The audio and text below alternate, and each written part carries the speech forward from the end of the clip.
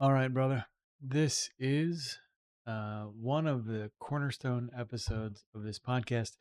And I know it's going to be a cornerstone episode because it's the kind of thing that we're going to refer to moving forward in future episodes because it's a concept that is so central to Freemasonry and probably not as well discussed, but so central to all of the work we do here to become a better man that I think it's going to be just something that we come back to. And so we're going to call this a cornerstone episode. And this episode is about being one of the 12. In the Hiramic legend, you might recall there are 15 Fellowcraft that enter into a conspiracy to kill the Grand Master. 12 of them recant and step away from that plan.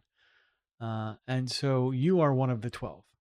Your day to day life, everything you do, is from the perspective of one of those 12 who looked at their own behavior and decided, hey, this isn't the way I want to win.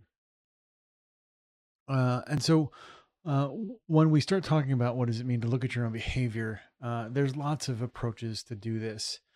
But one of the most effective, and this is where a sort of a book recommendation comes in as well, is a teleological approach.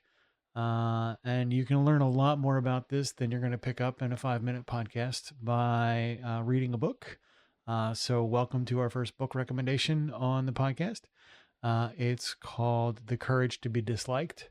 And in this book, they talk quite a bit about understanding that the behavior that you take on as a man is creating an outcome that is perpetuating that behavior.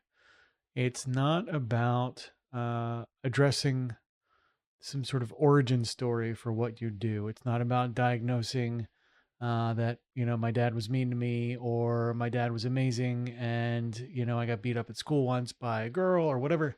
It's not about going back into your past that may be part of an origin story where a behavior became entrenched. But it speaks to every behavior that you perform has a something that it's doing for you in the moment. It's giving you something. It's either giving you a positive kind of feedback or positive feeling, a dopamine hit, if you will, or it is allowing you to not take on some discomfort. So it's preventing you from doing something that, or realizing a truth that may be uncomfortable. It may be protecting you from some level of rejection. Whatever the behavior that you are doing that is not furthering your work is delivering a value to you that facilitates you in not delivering that work.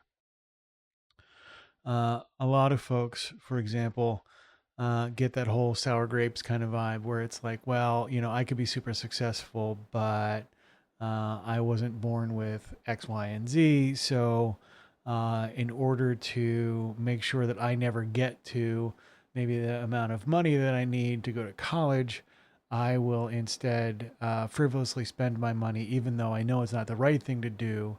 It supports the idea that if I went to college and failed, that might be a horrible, horrible thing.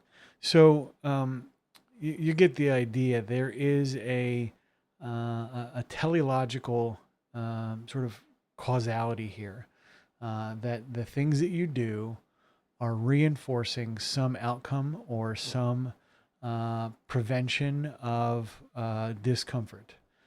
They are yielding positive results, even though they may not be long term positive. They may be short term sort of safety and comfort positive. So, this gives you a behavioral sort of lens to look at all of your behavior. And then when you start applying the Masonic symbols, which again is every other episode we've done so far, um, you really can start to deconstruct some of the whys and wherefores as to why you're not moving in the direction of a life that is good and true and beautiful. And we'll talk to more of those things in future Cornerstone episodes. But for now, as you are trying to evaluate the behaviors that you do and why you do them and where do they come from and why do I keep doing these things that seem so self-destructive, this is perhaps the most effective lens to look at. Again, the book is The Courage to be Disliked, and it is a kind of a quick primer on Adlerian psychology. You don't have to agree with everything that's in there. I don't necessarily, need any of that to be right. My whole take here is for it to be useful. And so I find that lens, that approach to understanding my own behavior to be useful. So I can look at the things and go, why am I doing this? And how do I stop? Jane, get me off this crazy thing. And we'll talk more about that next time.